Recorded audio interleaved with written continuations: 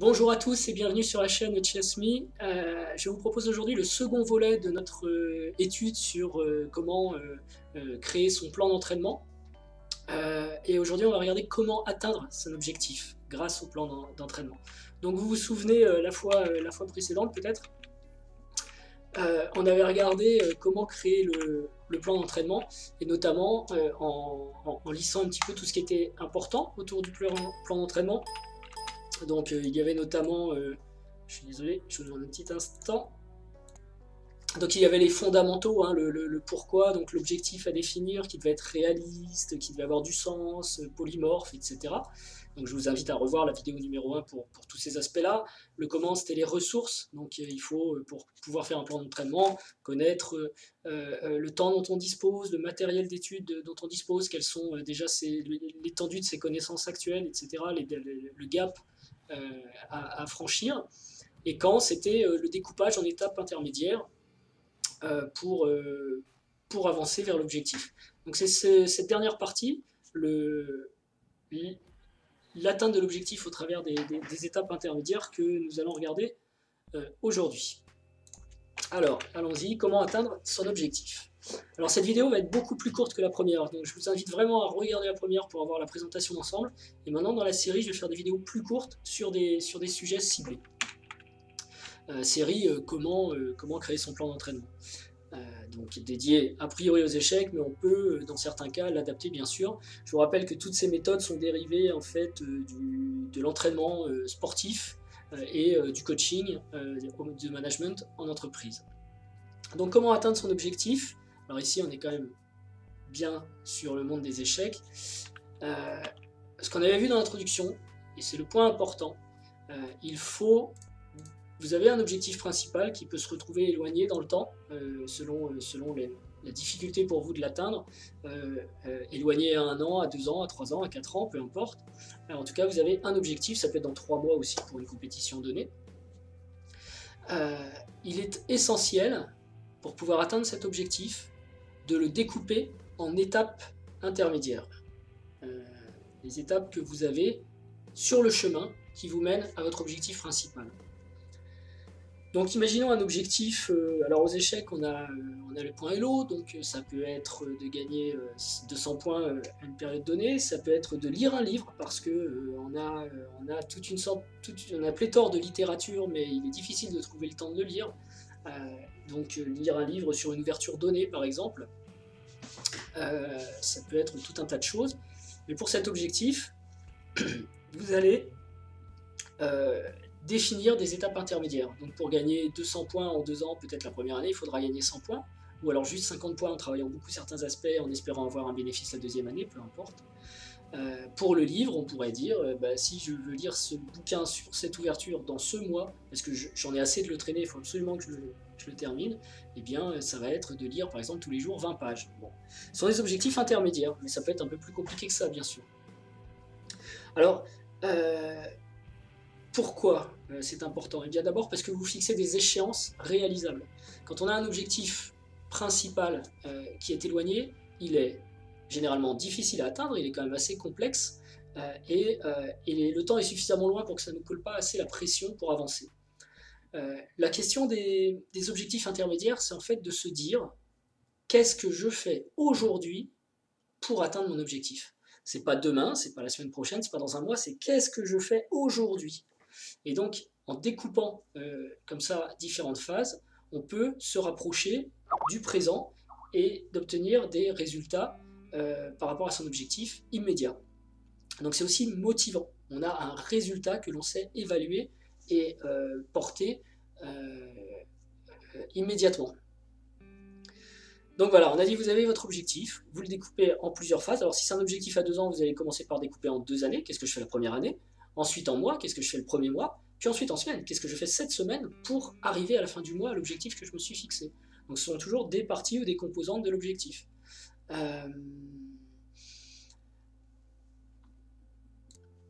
Ce découpage apporte également autre chose. Vous vous rappelez de l'importance du sens évoqué dans la première vidéo. Ça a un effet positif sur le sens et votre compréhension de votre démarche.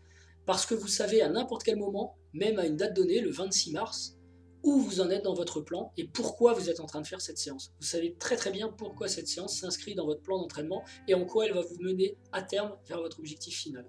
Donc avec du sens, je vous le rappelle, on assimile mieux, on travaille mieux, on est plus mobilisé, donc c'est vraiment essentiel. Ça apporte aussi de la motivation, parce que vos objectifs intermédiaires sont plus faciles à atteindre que l'objectif principal. Et donc, vous allez les réussir. Vous allez avoir une spirale positive de succès dans laquelle vous êtes fixé des mini-défis, et à chaque fois, vous allez d'un mini-défi à un nouveau défi plus difficile, mais vous avancez. Vous avancez. Et donc, c'est important que les objectifs intermédiaires soient comme le premier objectif, et là, je vous renvoie encore vers la vidéo numéro 1, facile à mesurer. On doit être capable de mesurer. C'est un livre qui est lu, ce sont 20 pages qui sont lues, c'est 10 points Hello qui sont gagnés sur un exercice, je ne sais quoi. C'est tant de problèmes, j'ai vu ça aussi, des gens qui résolvent un certain nombre de problèmes par jour ou par mois. Donc c'est une donnée mesurable et vous pouvez comme ça franchir des étapes en mesurant bien l'acquisition préalable. Alors, ça nous amène au deuxième point de notre vidéo. Vous avez comme ça ce découpage en étapes intermédiaires qui amène une progressivité. Je ne sais pas si je peux le faire apparaître ici, normalement oui. Une progressivité dans la difficulté forcément. Et par définition, la progressivité, c'est le progrès. C'est comme ça que vous allez avancer et progresser vers votre objectif. Par contre, la première fois que vous allez poser vos objectifs intermédiaires par rapport à votre objectif final, vous n'avez finalement en réalité aucune connaissance du chemin qui va vous amener à l'aboutissement. Vous ne le connaissez pas vraiment, vous ne pouvez que le supposer. Mais en ayant découpé des étapes intermédiaires, vous allez pouvoir, et ça c'est la deuxième composante essentielle pour atteindre son objectif, effectuer du contrôle sur vos réalisations. Lorsqu'arrive la fin de la première journée, et si vous êtes descendu jusqu'à la journée, vous pouvez, ou de la semaine bien sûr, vous pouvez faire le bilan des séances que vous avez menées et vous interroger sur le succès ou non de ces séances. Est-ce que le résultat escompté est acquis? Est-ce que mon objectif intermédiaire est réalisé? Si ce n'est pas le cas, vous allez pouvoir revoir peut-être à la baisse tout le chemin qui vous mène jusqu'à votre objectif. Ce qui aura pour conséquence soit d'abaisser votre objectif, un petit peu moins ambitieux, soit d'éloigner dans le temps la réalisation de l'objectif. Ce qui fait que vous aurez des objectifs un peu moins ambitieux au moment où vous croyez que vous alliez finir votre plan pour atteindre finalement votre objectif le plus ambitieux plus tard. Et c'est donc essentiel de dérouler son plan, mais à chaque objectif intermédiaire, qui est donc à la semaine, au mois, de faire le bilan de ce qui s'est passé, le contrôle de ce qui s'est passé, le contrôle de l'entraînement en fait, pour l'ajuster et voir quels sont les endroits où ça pêche, ceux qu'il faut renforcer. Parfois, ça peut être le contraire, l'objectif fixé était beaucoup trop facile, donc soyez plus challenging pour la fois suivante, ça peut avoir comme conséquence d'accélérer l'arrivée de l'objectif, ou de viser un objectif plus ambitieux finalement. Donc le contrôle marche dans les deux sens, on réajuste ce qui ne va pas, on rend donc les objectifs intermédiaires plus faciles et on révise son objectif principal, ou alors on se rend compte qu'on avait prévu trop facile, qu'on progresse plus facilement que prévu, ou que peut-être les objectifs intermédiaires ne sont pas réalistes, et on met un peu plus de challenge dans l'histoire. Donc au final, ce chemin qui doit nous mener à l'objectif qu'on ne connaissait pas au départ se dessine en avançant. On voit comment ça se passe, on voit ce qui est efficace aussi, quels sont les exercices qui nous font réellement progresser, ceux qui nous font moins progresser, et sans arrêt on ajuste, sans compter que ce qui était vrai à un moment ne le sera peut-être plus à l'avenir. On a du mal à acquérir une certaine compétence à un moment donné, quand elle est maîtrisée, peut-être que l'acquisition d'autres compétences sera plus facile aussi. Et donc des choses qu'on avait exclues à un moment donné de son plan peuvent réapparaître. Et à un moment où le plan avait montré une étape où on ralentissait, on avait du mal à réaliser ses objectifs, et on les revoyait sans cesse à la baisse, soudain on arrive à un cap, on passe un cap, une phase d'acquisition, et on peut réaccélérer la manœuvre. Donc le chemin n'est pas tout droit, il se dessine en avançant, et c'est justement en observant ce qui se passe pour soi qu'il faut être capable de le réajuster. Le contrôle, c'est systématique.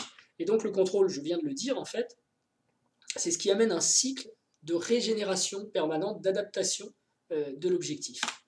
L'adaptation, c'est quoi? On l'a vu, on définit un objectif qu'on veut atteindre dans plusieurs années, on fait l'état de ses ressources pour savoir exactement ce dont on dispose pour atteindre cet objectif, en termes de connaissances, en termes de temps, en termes d'argent, en termes d'acquis, etc. On définit des objectifs intermédiaire, et à chaque réalisation d'objectif intermédiaire ou non-réalisation, on réajuste le plan, ce qui peut nous amener à remettre en cause l'objectif, bien entendu, s'il était irréaliste, s'il ne remplissait pas toutes les qualités d'un bon objectif. Hein. Vous vous souvenez, l'objectif il doit être réaliste, il doit être mesurable, il doit être atteignable, ça sert à rien de se fixer des objectifs qu'on ne peut pas atteindre, il doit être assumé, on en parle aux autres, et donc on assume, on intègre son objectif, ça devient une partie de son identité, et donc on ne l'ignore pas. On lui donne du sens, savoir pourquoi on fait les choses, c'est pas seulement par plaisir, parce que sinon ça ne marchera pas. Si ça nous fait plaisir d'obtenir quelque chose, eh bien en fait ce sera tellement dur d'aller sur la route d'un objectif à 2 ou 3 ans que le plaisir, lui, va disparaître sur le chemin, et donc on abandonnera tout simplement son plan d'entraînement. Maintenir la motivation par la modification, l'adaptation sans cesse des séances, c'est important aussi de ne pas faire toujours la même chose. Donc là, le processus d'adaptation est bien en phase avec le maintien de la motivation, tout comme la réalisation des objectifs intermédiaires. Et polymorphe, c'est-à-dire que votre objectif doit vous apporter d'autres satisfactions dans votre vie, d'autres sources de plaisir ou de réalisation de soi par cet objectif qui est lui-même qu'une... Vous savez, même votre objectif principal n'est qu'une composante du chemin global qui est votre vie. Quoi. Donc effectivement, ce n'est qu'un objectif intermédiaire parmi tant d'autres. Voilà. Donc ça c'était pour comment atteindre son objectif. Si vous êtes capable de découper les phases progressives pour atteindre l'objectif, de contrôler la réalisation de ces phases progressives et finalement de réajuster sans arrêt votre processus, vous aurez une méthode d'entraînement tout à fait viable, contrôlée, qui normalement devrait vous porter au succès. Voilà, c'était une vidéo un peu plus courte sur ce sujet. La prochaine fois, on parlera des méthodes pour s'entraîner, puisque là on est vraiment dans le plan. Mais dans le plan d'entraînement, il s'agit aussi de mettre des sessions, des séances et de les harmoniser. Donc une fois qu'on a compris le principe pour atteindre son objectif, ça devient intéressant de voir quels sont les entraînements, et notamment est-ce qu'il existe un entraînement type ou un plan d'entraînement type. On abordera cette question dans le 3e volet de notre série sur le plan d'entraînement. Je vous souhaite une bonne journée et je vous dis à bientôt.